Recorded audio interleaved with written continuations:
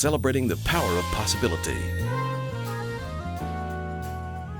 I'm Dexter Murphy, and I believe that anything is possible.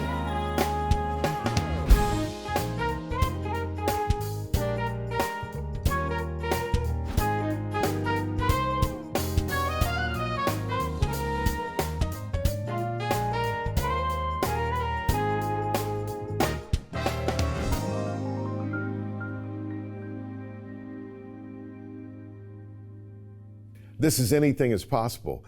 My guest today is Dr. Dexter Murphy, which is amazing because when I met you, you were a musician. Yes. I think that's where I met you, as a musician. Still a musician, but you met me in 1996. I played with the band Gran Torino, and we were on your show, just kind of advertising our new album. Yes. You know what I remember about that? What? That I instantly liked you. And admired you.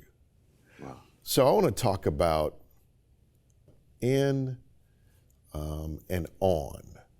Okay. Let me start there. And let me set the stage. Anything is Possible is great stories about great people whose lives prove that anything is possible. And I've watched kind of from a distance, watched your life and your career and your calling emerge. But I want to start with in and on. When I first met you, within, 10-15 minutes, I admired you. Wow. Right, that's past tense. I admire you now. You don't know this. You don't know any of this. I've just been kind of watching you from the distance. And what I admire is in and on. I saw a light in you and I saw a light on you. And I said, whenever I get a chance to talk to Dexter, because we've never had a chance to just sit down and talk. We have not. But I am a great admirer of you. I'm proud of you and I really admire you. I wanted to suss out where this light that I see in you and on you come from. First of all, do you think you have a light inside you, and do you think there's a light on you? Yeah, there's that duality, right? So the answer is yes. And that light comes from my upbringing. It comes from me being, raised in a small town in West Tennessee, Bolivar, Tennessee, 5,000 people of that, majority 70% African American. And that light came from my mom, just growing up, playing at church, and her instilling in me just true values. And that light on me, she told me that I had to go above and beyond just because of who I am in society. And you can't just do average, you have to be above and beyond just to get there. And so that light and that mindset has carried me in a humble way. So I'm just naturally humble, but with the understanding that things happen in life because of how you treat what you have inside of you. So if you know that you have that gift in you, how are you going to use that light to shine and to radiate into other people? So yeah, to answer that question, I do realize that. So let's talk about your mom then. Yes. Let's start there. Bolivar, Tennessee. Yes. I've never been there. Small town. But tell me about your mom. Is your mom still alive? She is. What yes. is her name? Her name is Daisy Harvey. Daisy yes. Harvey. Yeah, so she's an evangelist. I grew up in a Pentecostal setting. She's an evangelist? Yes, she's an evangelist. Her name is Miss Daisy. She pretty much runs that town down there. So, but I grew up with my mom, and she raised 6 boys. So I was next to the youngest. 3 of them were from my dad's previous marriage. And then they divorced. And so she raised us, and music became my outlet. She saw in me when I was going to church, right around 8 years old, that I stopped playing with my little toys on the pew. And she noticed I was listening and looking at the organist and just kind of was just honed in on that. And she realized at that point that I had a talent for that. So she got me lessons, and she was, really strapped for cash, but we made it happen.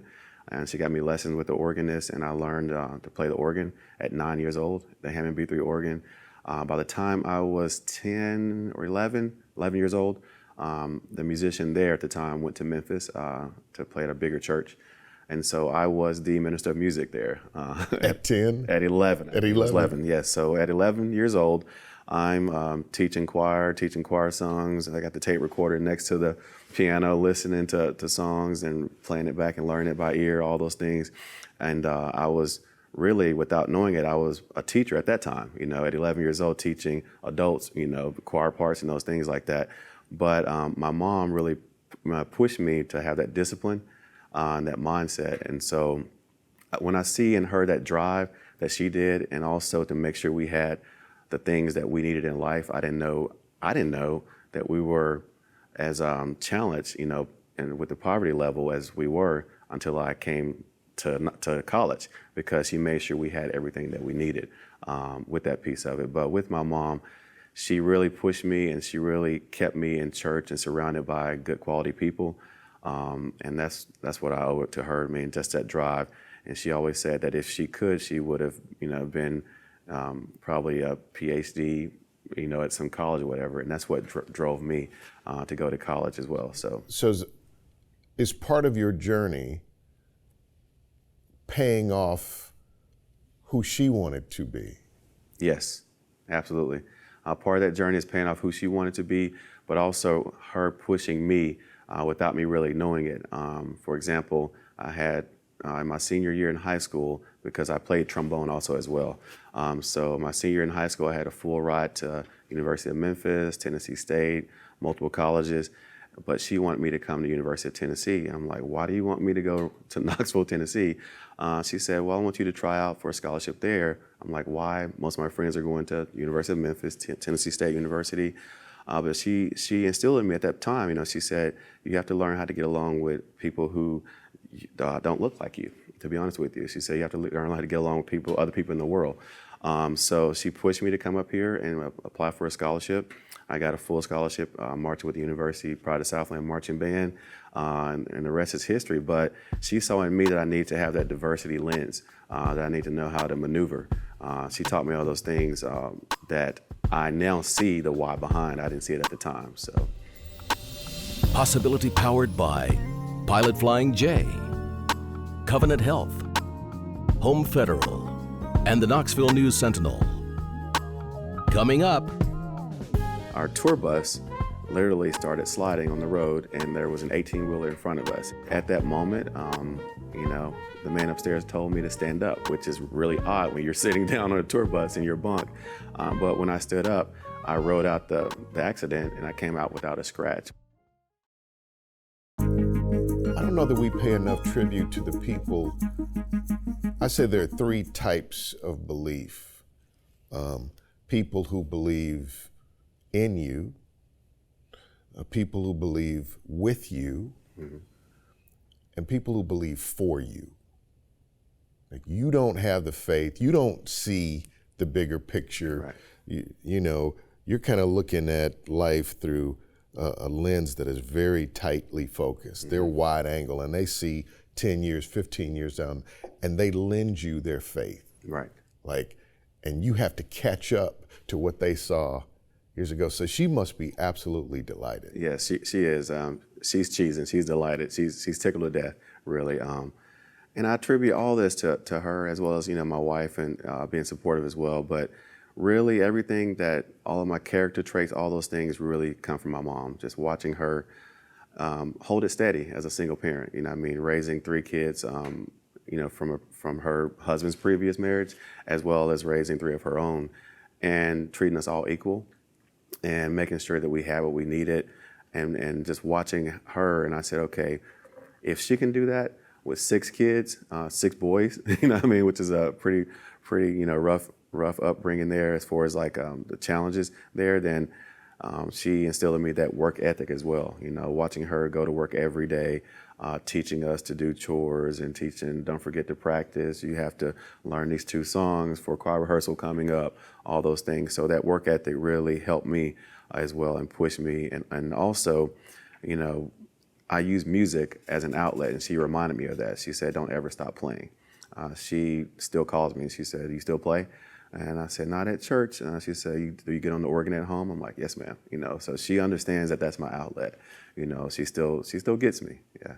So so we pay tribute to your mom. When I met you, you were in Gran Torino. Yes. You're a fabulous musician. Gran Torino was a smoking group to me.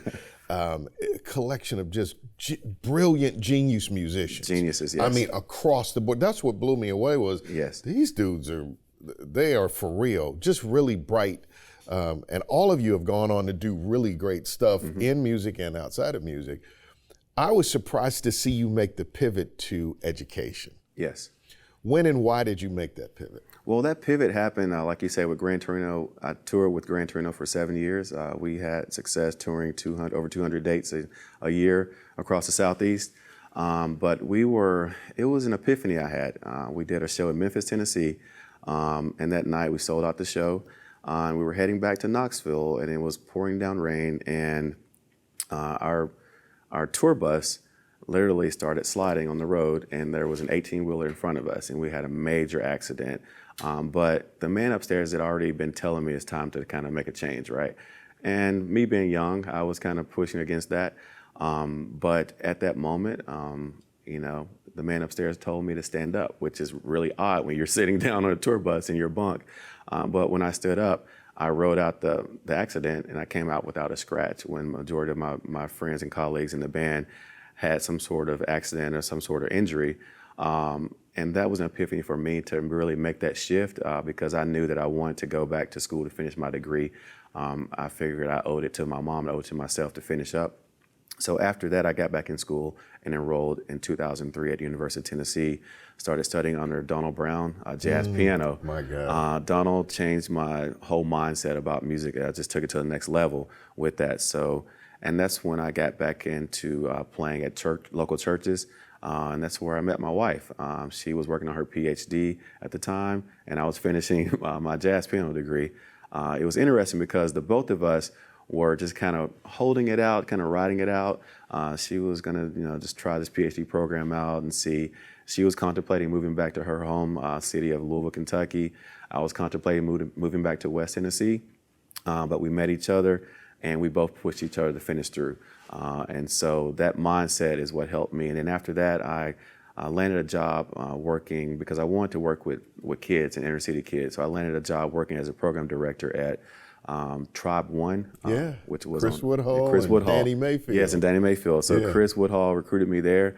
And you talk about that light. He saw me play, and he kind of encouraged me to come over and check out the facilities and everything. So I got hired there as a program director.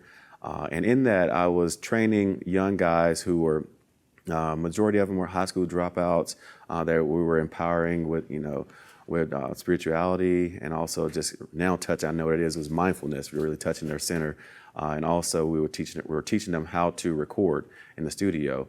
So in that moment, I realized that majority of those guys were reading at, third grade reading level at best, because I'm trying to teach them how to read the manuals, the recording manuals. So I talked to Chris Woodhall there, and we started a GED program. So I had tutors there. I said, hey guys, I'll tell you what, I'll give you time for time. You give me 3 hours of tutoring, I give you 3 hours of studio time. And so a few of those guys got their GED. I began tutoring, helping them. And my wife came one day during her lunch break, and she saw just the fire of me just kind of naturally teaching these young cats, teaching them educationally, also teaching them about the art of recording and all those things. And she said, I think you found your next calling. And I'm like, what are you talking about? She said, you're a teacher. I'm like, I'm not a teacher. Like, I don't want to be a teacher. What are you talking about? She said, no, you're natural at this. And so I thought about it, reflected on it, and prayed on it. And so I got into a post-secondary program because I'd already finished my undergrad music degree at that time. And so I got back into school to become a teacher. Landed as a 5th grade teacher because I decided I didn't want to do middle school. I didn't want to do high school. I wanted to do 5th grade because at that time I wanted to be that light for those young men. I felt like I wanted to catch them before they hit, that pivotal stage in middle school. If I can get them to see success that looks like them at that age, and I think that I would have an impact. So I taught 5th grade for 4 years. Did that successfully. I had double-digit gains with kids. It was just a natural thing. I called my kids, my class, the Murph Dogs, and we just had a class name, had a class songs, all those things I would play for them. Just the joy of teaching, loved it. Didn't ever think that I would be a teacher, but I taught for 4 years. I became a master teacher, and that's when I was recruited to be in the Leadership Academy with one of the previous superintendents. And that's where I landed to be an assistant principal at one of the inner city schools. And the rest is just a trajectory up from there. And now your title is? Director of Schools. director of Region 5, which is I'm over 16 schools in the inner city of Knox County schools, yes. That is amazing. So I have a team of 20 people, and we support all of the inner city schools pretty much, which is what I love because that's where my passion is. I have a strong belief that, like Nelson Mandela said, education is the most powerful weapon that you can use to change the world. And it starts with using education to change the mindset, right? But a lot of our students need to see success that looks like them, I've always said. So if I can be that light, like you talk about, that beacon light, and just modeling. A lot of times you don't have to say things, but they see how you walk, they see how you carry yourself, those things, and they remember those things. And that's the impact I want to leave. So.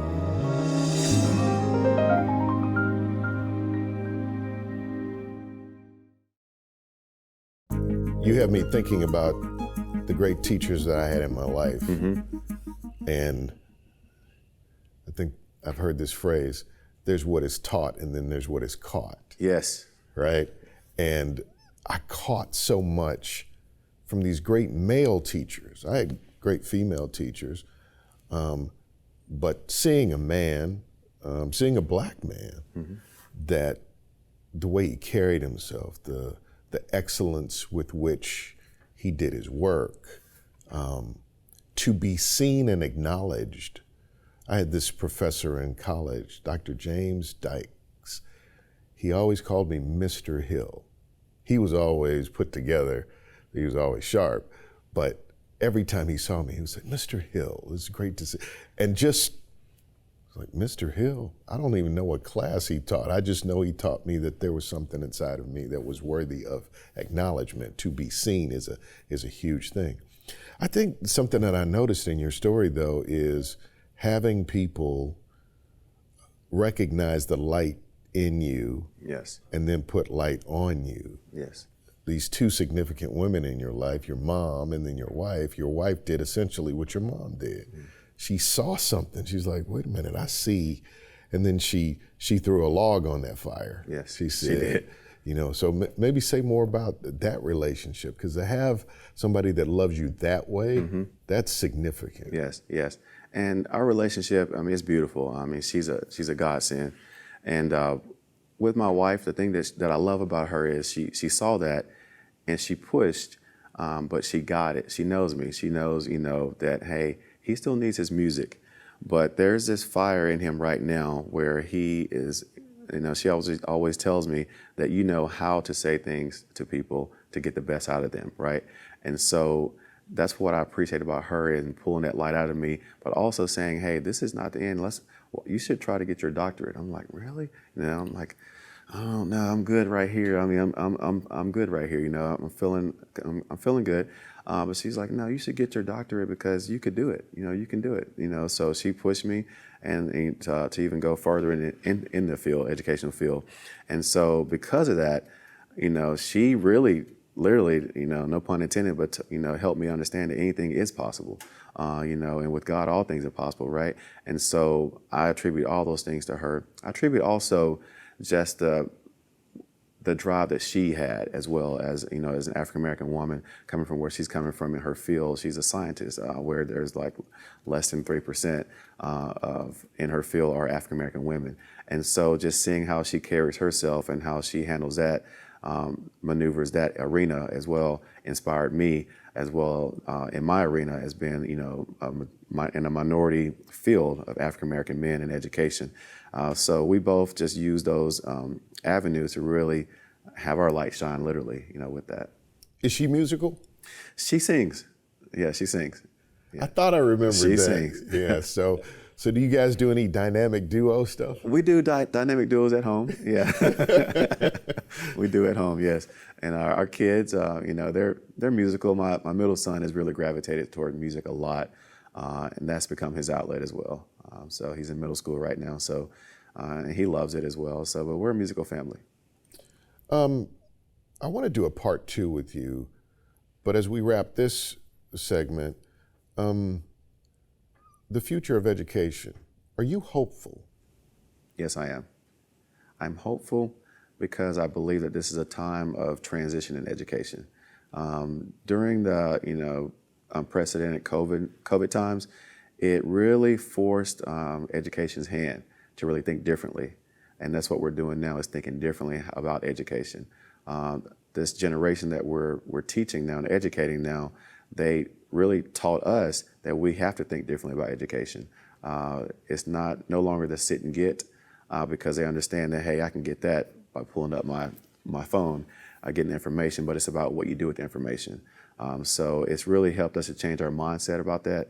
I'm hopeful with that piece of it. I think there's a lot of changes that have to happen as far as the mindset of the current educators, and also I put it like this, the more executive level educators in that field, because I feel like if you have the right people in the right place doing the right work and understand that you have to use innovation as well, then that's what makes me hopeful about it. I think my success in education is using innovation, using that jazz musician mindset, I call it, that improvisation, but also understanding, okay, here's the framework. We're going to go by the framework, like the lesson plan, but also we're going to go on top of that and innovate and help our students and also educators think outside the box. How can we do this differently and think differently with that? So that's where we are in education. I think this is an opinion, but I think God is the author and originator of possibility and possibility realized. So in our next episode, I want to talk about God. Yes, would love to. This is Anything is Possible.